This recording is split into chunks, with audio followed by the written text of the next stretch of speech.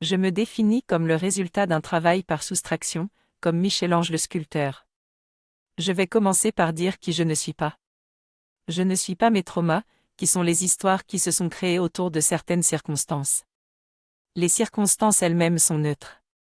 J'ai compris cela en racontant l'histoire de ma tante et du petit bateau en plastique dans lequel elle m'avait mis, sans m'abouer. J'en ai développé un traumatisme qui a affecté toute ma vie. Ce qui m'a manqué à 8 ans, c'était la flexibilité de la réponse.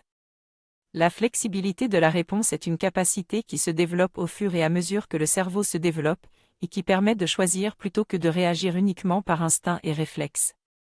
Les traumas précoces peuvent affecter la capacité de développer cette flexibilité.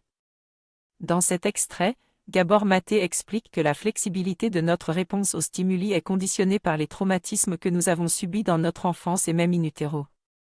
Les traumatismes créent des réactions dans notre cerveau qui peuvent affecter notre capacité à être flexible dans nos réponses, et nous rendre très sensibles à des stimuli très stressants. J'ai moi-même subi un certain traumatisme à ma naissance, qui a affecté mon cerveau et m'a rendu plus timide et moins flexible dans ma réponse.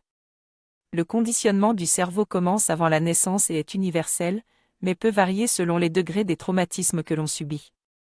Dans tous les cas, notre cerveau est 100% conditionné par les stimuli extérieurs. Je me pose la question de l'impact du conditionnement sur ma vie et mon libre arbitre. Je réalise que depuis ma naissance, je suis à 100% conditionné par les circonstances extérieures et l'ADN de mes parents. Chacune de mes réactions est le résultat d'un conditionnement et donc, tous mes choix sont conditionnés à 100%. Malgré l'impression d'avoir du libre arbitre et la capacité de faire des choix, ces choix sont en réalité également conditionnés.